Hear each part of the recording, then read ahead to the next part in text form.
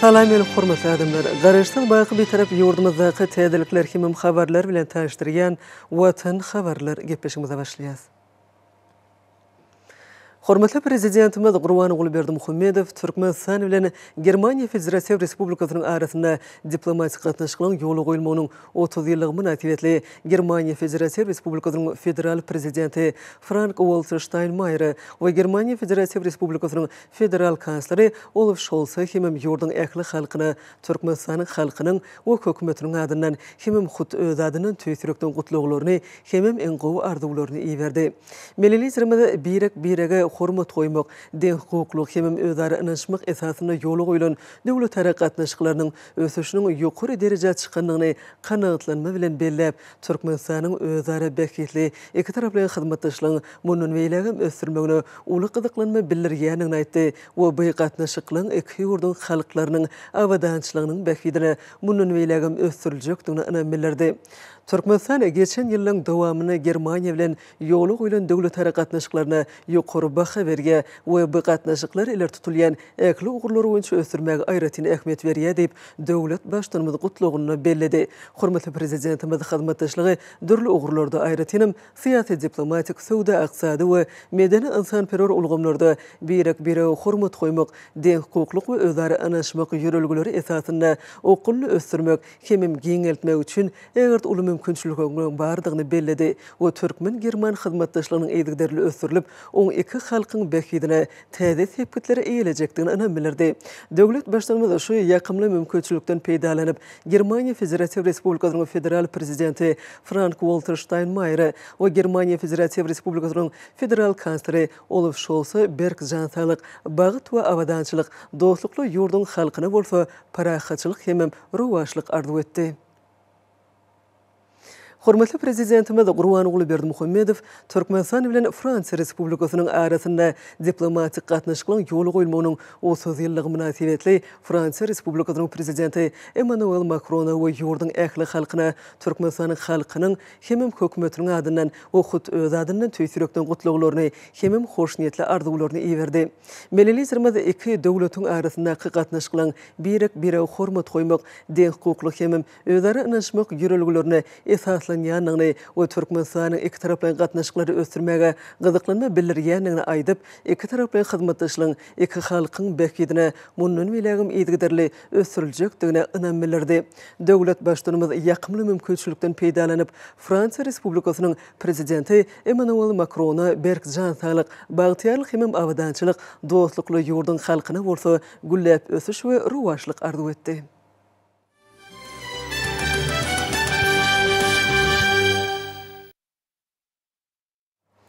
Ýurdumyzda Türkmenistanyň prezidenti wezipetine dalaşgärliň saýlawçylary bilen duşuklary dowam edýär. Dalaşgärler ýurdumyzyň her bir welaýatyna baranlaryny wagt işlerini geçirmek üçin saýlaw kodeksine laýyklykda özlerine berilen deň mümkinçiliklerden we hukuklardan peýdalanyp saýlawçylar bilen duşuklarda we köpçülikle habar berişlerine çykyş edýärler. Munyň özi demokratik ýörelgilerin dawranmagynyň aýdyň suwtnamasydyr.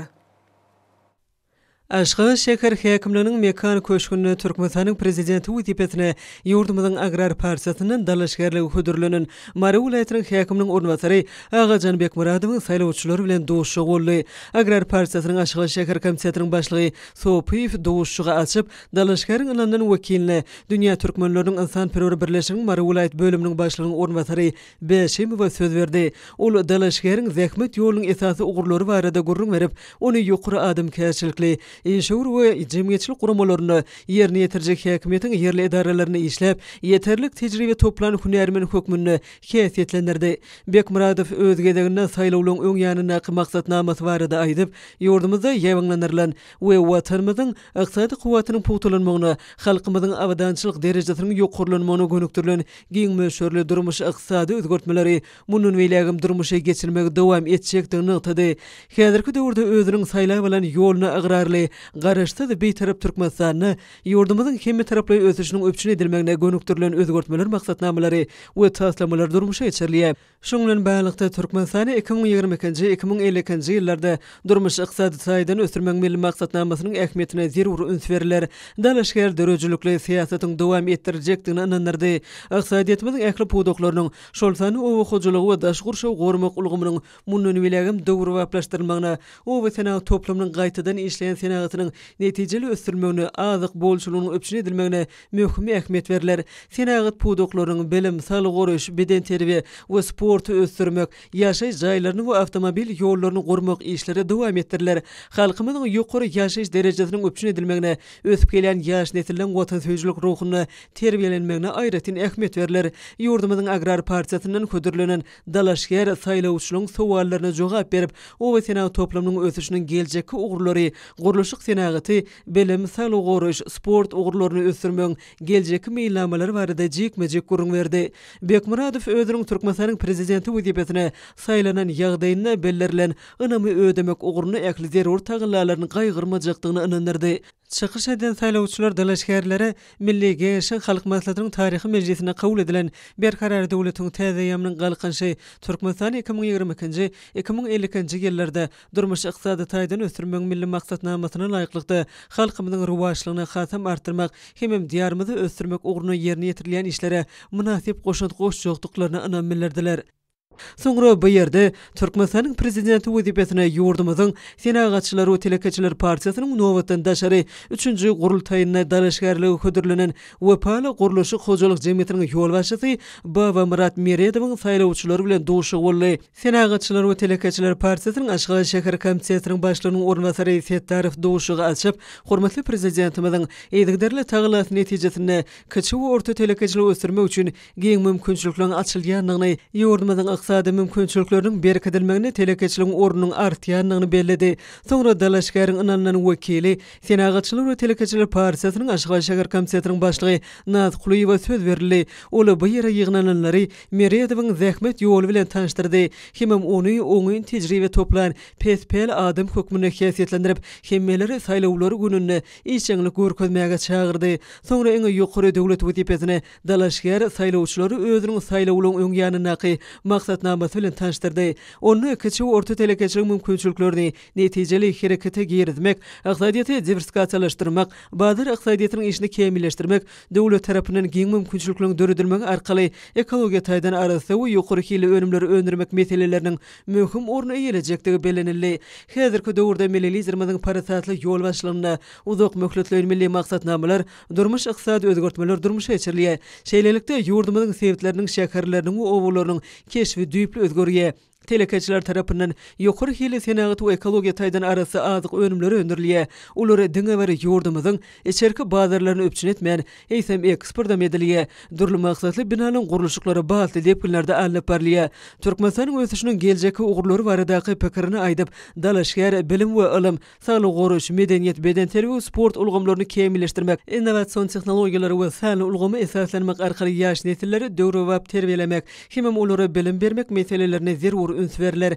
Duşuň dowamyny eňi ýokary döwlet wezipetine dalaşger saýlawçylaryň sowallaryna jogap berdi. Olarda sağlyk goruş, bilim ulgamlaryny kemilleşdirmek, ýokary derejeli ýaş hünärmenleri taýýarlamak, olary işe ýerleşdirmek, ýurdumyzyň telekeçilerini höwetlendirmek, möhüm taslamlary durmuşa geçirmek ýaly aýratyn gyzyklanma bildirilýän ugurlar aralanyp maslahatlaşyldy. Şeýlede dalaşger telekeçilik işiniň kanunçylyk hukuk binýadyny kemilleşdirmek, eksport edilýän önümli görnüşlerini we mukdaryny artyrmak goýunça öňde durýan işleri barada gurrun berdi. Munyň özü telekeçiligiň özüne ynanylan taslamlary ösünlikle durmuşa geçirmäge bolan jogapkärçiligini ýokurlandyrar. Bellerliýän ynam üçin bu ýere ýygnananlara hoşallyk sözlerini aýdyp, Meredow eňi ýokary döwlet wezipetine saýlanan ýagdaýyna watanymyzyň we halkymyzyň awadançylygyny bekine, ähli güýjüni, bilim başaryny gaýgyrmajakdygyny anandyrdy.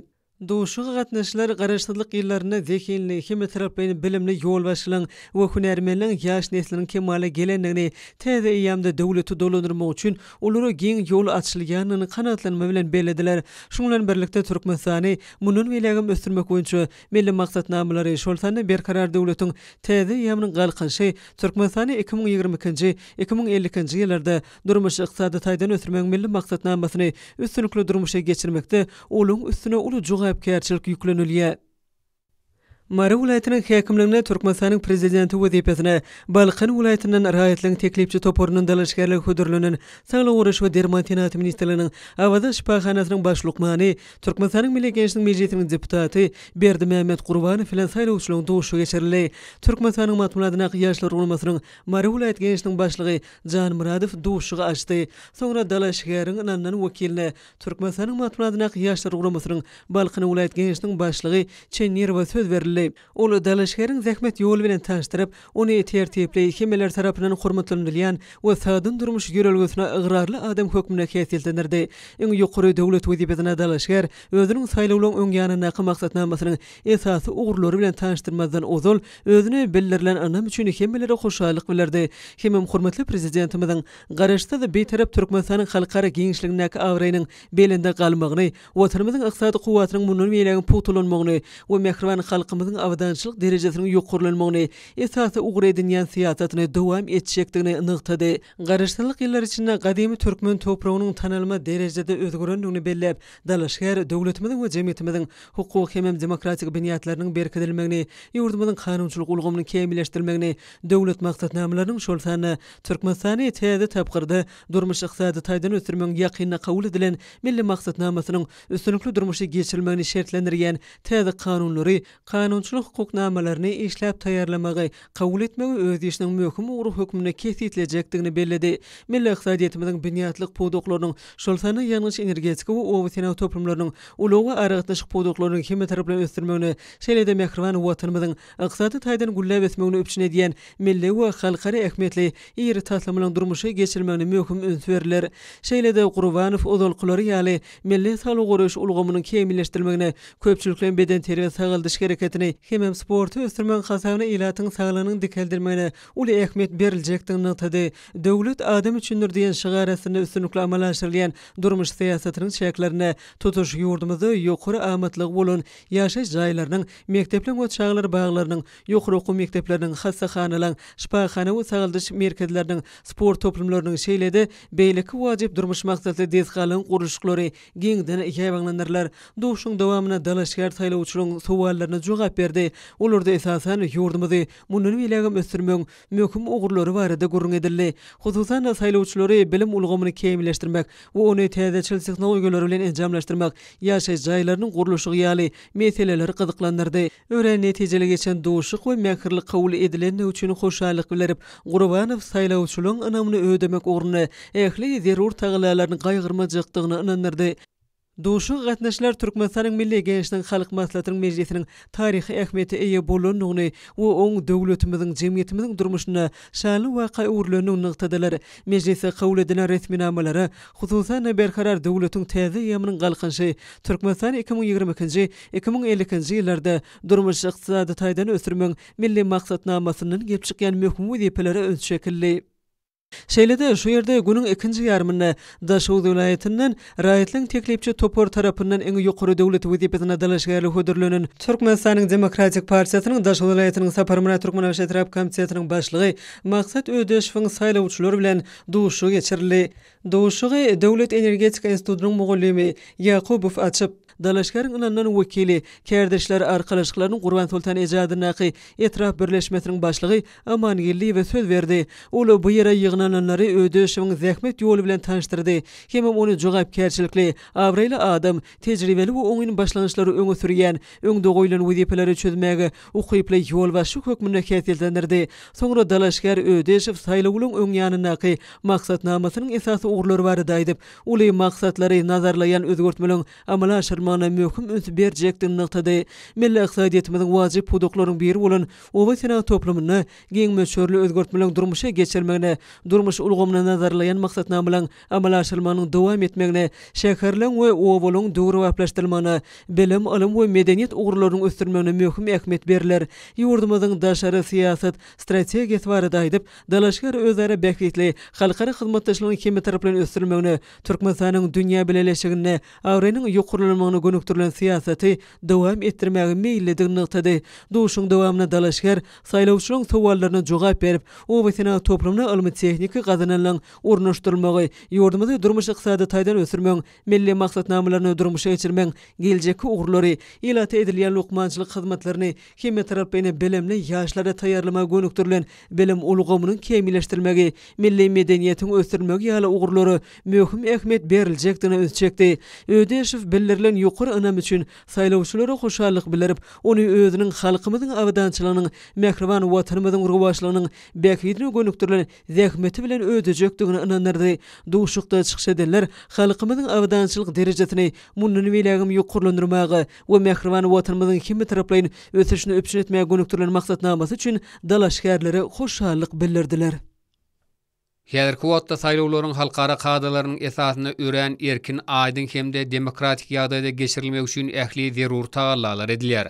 Şunu häzirki wagtda emele gelen ýagdaýlar nazara alynıp, arasaçylygyň ähli kadalaryň ýerine ýetirilmegi, saglyk bilen bagly talaplaryň berja edilmegine uly üns berilýär. Ýurdumyz üçin möhüm siýasat şäherinde saglyk ulgamy boýunça berja edilmeli işleri, innowasion esaslarda amal aşyrmakda ýurdumyň Senagat we Guruluş Öňçüligi ministrliginiň bilelikdäki Aýdyn Nijeler Hojalyk Jemgyýeti öwgäm nasip işler bitirýär. Aýdyn Nijeler Hojalyk Jemgyýetiniň täze döwrewap innowasion tehnologiýaly değişli enjamlary möhüm şäheriniň saglyk bagatda ýokary derejede geçirilmegini üpjün eder. Akılly dezinfeksiýa geçelgesi häzirki döwürde berk talap edilen düzgünleriň täzeçe usully amala aşyrylmagyna ýardam eder. Umuman islenlik orada işlemegiň täzeçe usulyny tapmak, dünýä tejribesini öwrenmek bilen döwrewap enjamlary öndürmek hormat prezidentimiz esasy wezipeleriň biri hökmünde kesgitledi. Belent maksatly wezipeler ýerine ýetirmekde alınıp barýan işler ýurdumyzyň ähli ugurlarda ösüşleri gazanýanyny tasdikleýär. Halkara Zinanlar Günü münasibetli hormatly prezidentimiziň adyndan pul sowgatlarynyň gowşulyşy dawaralary ýokary ruhlenlige beslenýär. Dawaralar watany hormatly prezidentimiziň beýik özgörtmelerini çäksiz şatlygyň öz boşly beýanyna uruly. Bu çäreler ýurdumyzyň ähli künjeklerini giň germe eýe bolýar. Bayramçylyk çäherläriniň ýokary ruh bilentligi beslenmegi watanymyzda bagtyar durmuşyň hökm sürýanyny urkazdy. Meýlim morşal berkarar döwletiň täze ýamynyň galkynçy döwrüni ýurdumyzyň güllä besmegini bu özgörtmeler amal aşyrmakda wenanlarymyzyň bitirýän uly hyzmatlaryny, watanymyzda wöpaly, sagdyn we ruh bilent nesilleri terbiýelep ýetişdirýänliklerini nazar alyp, şerde ata-babalarymyzyň mehriban enilerimize we eziz uýalarymyza hormat goýmakda asylly däplerini dowam etdirmek maksat bilen hemde halkara Wenanlar Günü münasibetli hormat prezidentimiz degişli minama gol çekdi. Şunun bilen maglykda ýetişliginiň görnüşine garamazdan ähli kärhanlarda, edarlarda we guramalarda işleýän aýal gyýlara, pensiýa we döwlet kömek puluny alýan aýal gyýlara, önümçülükden aýrylmak şerti bilen aspiranturada, doktoranturada we klinik ordinaturada okaýan aýal gyýlara, Türkmenistanyň prezidentiniň ýanyna döwlet gullugy akademiýasynyň 2 okuw ýylynyň az bolmadyk mökleti okuwlarynyň diňleýiji aýal gyýlaryna, talip gelin gyýlara, orta mekteplerde okayan we mektebe çeli çağlar idaralaryna terbiýelenýän gyýlara Türkmenistanyň prezidentiniň adyndan halkara Wenanlar Günü münasibetli 60 manat möşwerde pul sowgatlaryny her ýyl halkara Wenanlar Gününiň öňsirasynda dawraly ýagdaýda gowşurmak bellenli. Müňýüleklaryň dowamyna Wenanlar dünýäde özleriniň belent ruh ahlak häsiýetleri, watana bolan sevgisi, zähmetseýürligi, ruh bilentligi bilen maşgala awdançylygyny, hemde maşgala ojugyny wöpalyk bilen goraýjylar, el işlerinin ajaýyp ustalar hökmünde şöhratlanypdyr. Milli liderimiziň ýolbaşçylygyna durmuşa geçirilýän üstünlükli siýasat netijesinde ýurdumyzda adamlaryň bagtyar we abadan durmuş üçin hemme şertler dördürli. Enileri hemde ullary hormat goýmaň binýady. Maşgalanyň belent awraýynyň saklanmagyna aýratyn ähmiýet berilýär. Häzir düýpli özgörtmeler döwründe bu däp öz münasip dowamyna eýe boldy. Hormat prezidentimiň erginsiz alad etmegi bilen ýurdumyzda ýaşaýyşda möhüm ähmiýete eýe bolan ýaş nesil wagtda iler tutulýan ugurlar amal aşyrmakda we olaryň fazlaşyk ötüş üçin zerur şertler dördürli.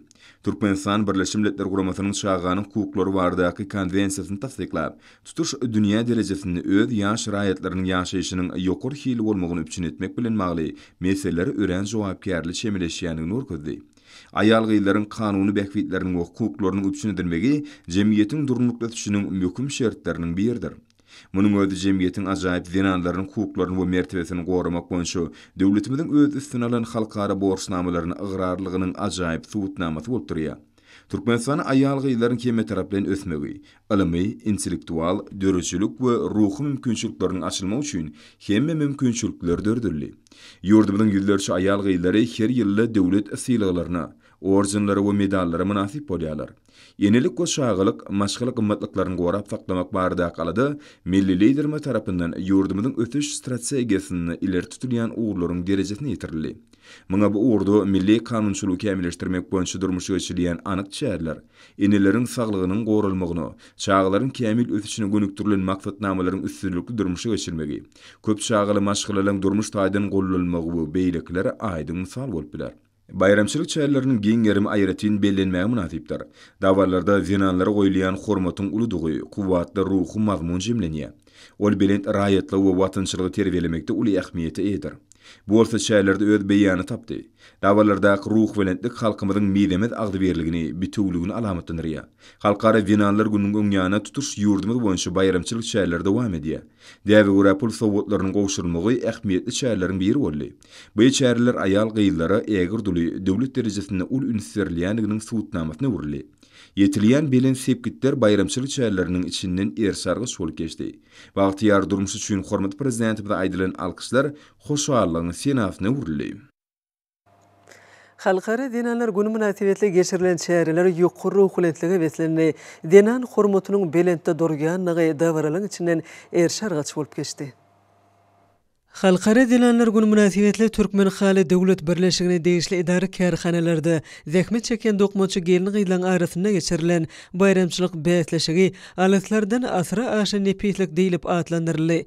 Türkmenistanyň Senagatçylary we Telekeçiler Partiýasynyň merkezi geňeşiniň hem Senagatçylary we Telekeçiler Birleşmesiniň belelikde guramagyny geçirilen bayramçylyk çäresi berkarar döwletiň täze eýamynyň galkynşy döwrüniň zinanlary diýilip atlandyrly.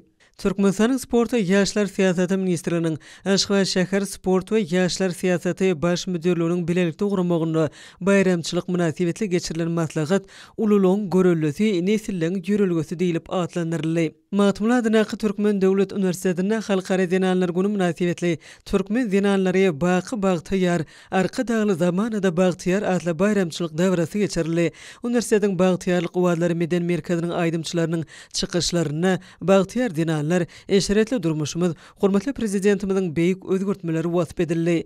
Bagtyar döwrüň mehribanlary adly dawaraly çäre Murat Garif adynaky Türkmenistanyň Döwlet Lukmançylyk Üniversitetinde geçirildi. Üniversitetiň Melhem Aýdymsa toporunyň çykyşlary bu çäre aýratyn öwüşün berdi. Ýokary ruhlanlyga beslenen dawara mehrem enelerimize, gelin gyýlarymyza sarpanyň uludygyny aýdyn görkezdi. Halkara Dinanlar Günü münasibetli Türkmenistanyň Inженер Texniki we Uly Kommunikasiýalar Institutynyň bilim ministrligi matmul adynaky ýaşlar guramasynyň Zinanlar Birleşiginiň merkezi geňeşleriniň bilelikde guramagyny zeminiň görküsiz mehrem zinanlar adly dawraly maslahat geçirildi. Halkara Dinanlar Günü münasibetli Türkmenistanyň Gazyl Ýarymay Milli Jemgyýeti Türkmen Döwlet Binaýarlyk Guruluş Instituty bilen bilelikde zeminiň gözelligi zinanlar ady bilen aýdym saly bayramçylyk dawrasyny geçirdi. Mehriban enelerimize, ähli gelin gyýlarymyza çuňra syýla sarpa goýmak halkymyzyň müňýyllyklarynyň göz başalyp gaýdýan durmuş ýörelgesidir. Mehirli, mülayim, halal, pekize, sabr kanagatly zinanlarymyz halkymyzyň gowunjy hemen buýsanjydyr. Her bir insan üçin ene mehriban we ezidir. Ene söýgüsü dünýäde eň beýik mukaddeslikdir. İnsan ýaşaýyşynyň diýrelik çeşmetidir. Halkara insan perwer ilmleri we ösüş üniversitetindäki bayramçylyk dawaralary ýokary ruhlanlygy weslendi. Ýaşyl Qayfadyna Halkara Newit we Gaz Üniversitetinde Halkara Dinanlar Günü münasibetli geçirilen dawara şatlyk şowuny mahsus boldy. Bu çäre hormatly prezidentimiziň el-ýurt bähwetli işlerine ýurdumyzyň ösüşine zinanlarymyza uly ornuň degişlidiginiň öz boşly subutnamasyny urly. Türkmen Döwlet Ykdysadyýety Dolandyryş Institutynyň bayramçylyk çäresi halkara dinanlar gününe bagışlandy. Millilizerimizin ýol başçylygyny üstünlikli durmuşa geçirilýän siýaset netijesinde ýurdumyzda adamlyň bagtyar we awadan durmuş üçin hemme şertler döredilenige bayramçylyk çäresiniň öz boşly bedegine urildi. Giňgerme beslenen bayramçylyk dawarasy Döwlet Mehmet Azad adynaky Türkmen Milli Dünýä Dilleri Institutunda da geçirildi. Bu ýokary okuw mekdebiniň talepleriniň taýýarlan bayramçylyk konserti gahrman arkadagymyzyň el-ýurt bähidine gönüktirilen özgörtmelerini öz boşly hoşallygy urildi. Ýurdumyzda dinanlara goýulýan hormat bayramçylyk çäresiniň içinden erşargaç bolup geçdi. Bayramçylyk çäreleri Oğuzhan adynaky Inženýer Tehnologiýalar Universitetinde, Türkmen Döwlet Mahalli Institutunda, Türkmenistanyň Döwlet Çeperçilik Akademiýasyna, Türkmen Milli Konserwatoriýasyna da ýokary okuwletlige betlendi. Türkmenistanyň Telekommunikasiýalar we Informatika Institutundaky şahslyk şowugyna betlenen dawara ýurdumyzda dinanlaryň uly hormatyň eýediginiň beýanyna urildi. Ýanglanan aýdymlar hormatly prezidentimiziň dinanlar baradaky ýerginsiz aladalaryna çeksiz hoşallyk bolup ýanglandy.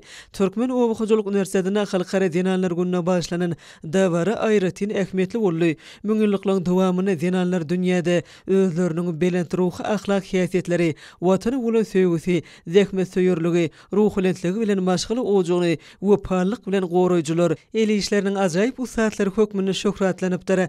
Bulary ýokary okuw mekdebindäki dawarada öz beýanyny tapdy. Türkmen Döwlet Bedençilik we Sport Institutuna ýewaňlandyrylan dawara halkary dinanlar günü münasibetli geçirilen bayramçylyk çäreleriň üstüne ýetirdi. Türkmenistanyň gelin gyýlarymyzyň hemme tarapyny ösmege, ilmi, intellektual, dörejlik we ruhy mümkinçilikleriniň açylmagy üçin ähli mümkinçilikler döredildi. Bular aýdym saatlarda giňden wasp edildi. Türkmenistanyň Döwlet Energetika Institutuna bayramçylyk münasibetli geçirilen çäre ýokary galkynç mahsus boldy. Eneleri hemem ullary hormat goýmagyň, binýady tutulýan maşgalaryň belent awrynyň saklanmagyna aýratyn ähmiýet berilýär. Häzir düýpli özgörtmeler döwründe bu edep öz münasip dowamyna ýa boldy. Ajaýyp zamanamyzda mehrem enelerimizin, zinanlarymyzyň, gelin gyýlarymyzyň awry sarpasy, mertebesi has belende galýa. Sebebi ene zinan diýen sözde insan ruhyna, kalbyna teselli berýän güýç bar. Ol bizi üstünliklere ruhlandyrýar. Bular bilen bagly aýdymlar Seyit Nazar Seydadynaky Türkmen Döwlet Mogollumçylyk Institutunaky dawranyň esasyny düzdi. Türkmen Döwlet Medeniýet Institutunaky sergi bayramçylyk çäreleri bilen utgaşdy. Türkmenistanyň Daşary işler ministrliginiň Halkara gatnaşyklar institutuna ene mukaddesligine olaň durmuşymyzdaky tutýan orunyna başlanyp aýdym saly dawra geçirildi. Belent joşgyna we ýokary ruhy betlenen bu dawral çärede gahrman arkadamyzyň ene tagzim mukaddeslige tagzim kitabynyň ugralny.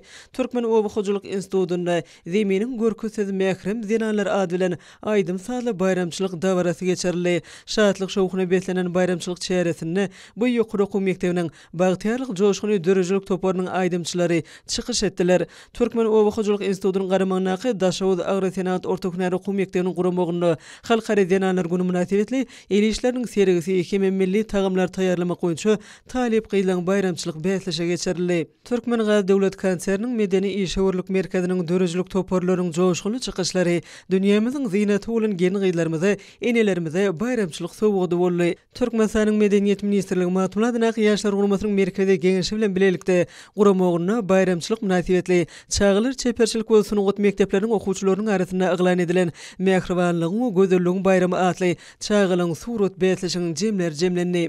Ýaşlar guramasynyň Aşgabat şäheri geňeşiniň gorunmak ministrliginiň ilkinji ýaşlar guramasynyň bilelikde geçiren dawarasy döwrü başa täç eýleýär eneni menem şu watanyň batly dinany diýilip atlandyrly. Demokratik partiýanyň Aşgabat şäher komitetining guramagyna halkara dinanlar günü münasibetli ülkeme toy bolup gelen ýazlarym atly dawara geçirildi. Bayramçylyk çäreleri bilen utgaşykly ýaşyl Kakay adynaky Halkara Neft we Gaz Universitetinde sany ulgan boýunça geçirilen okuw sapagy tejribeleri artdyrmakda ähmiýetli boldy. Türkmen Döwlet Binagerlik Guruluşyk Institutuny guruluşyň tehnikasy we tehnologiýalary ugry boýunça bilim alýan 5-nji ýyl taýyplan hunar usatlyklaryny ýokarlandyrmak maksady bilen Guruluşyk we Binagerlik ministrliginiň hunarmenleriniň we ilmi işgärleriniň gatnaşmaklaryny berkarar döwletiň täze ýamynyň galkynşy döwrüne usat guruluşykçyny kemale getirmek ady bilen geçirilen Halipa şägird duşugy bayramçylyk çäreleriniň üstüne ýetirdi. Türkmenistanyň Içeri işleri ministrligi vilayet polisiýa müdürlükleriniň degişli gulluklaryň işgärleri bilen Türkmenistany temmäkiden azat ýurda öwürmek boýunça 2022-2025 ýyllar üçin milli maksatnamany durmuşa ornaşdyrmak boýunça ýerine ýetirmeli çäreleň çäklerine geçirilen onlaýn duşuk bayramçylyk dawaralary bilen utgaşdy.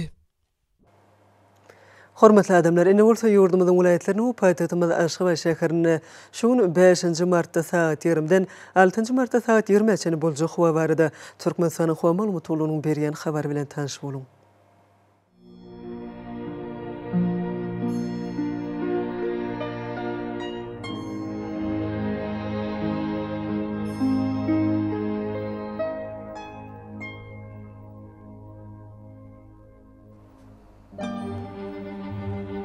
Balkan vilayetini ötkäpdirän bulutly howa bolup azgym ýağşýar. Demrada günatardan tele sekundy 9-14 metr etýän şemal öser. Howa gecesine 3-8 gradus mayl, gündüzine 11-16 gradus, kenarya etraplaryna 8-13 gradus mayl bolar. Ahal vilayetini ötkäpdirän bulutly howa bolup azgym ýağşýar. Günatardan tele sekundy 9-14 metr etýän şemal öser. Howa gecesine 5-10 gradus mayl, gündüzine 13-18 gradus mayl bolar.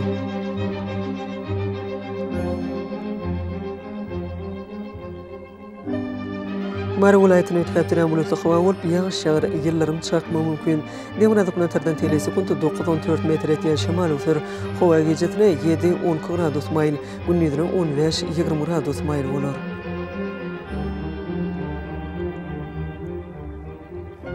Lewap vilayetini ötkäpdirän bulutly howa bolup ýağşýar, ýyllarym çakma mümkin. Demrada günatardan tele sekundy 9-14 metr etýän şemal öser. Howa gecesine 7-10 gradus mayl, gündüzine 14-19 gradus mayl bolar.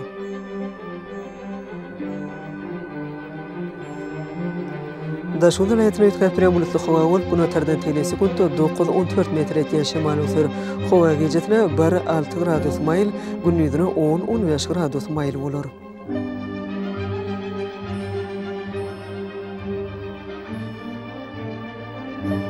Paýtagtymyz Aşgabatda ötkäpdirän bulutly howa bolup azgym ýağşýar.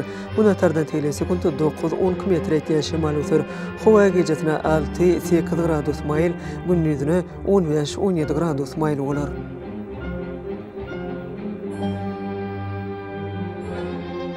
Ýurdumyz boýunça mart aýynyň 6-syna magnit hadisasynyň gowşap täsirli bolmagyna garaşylýar.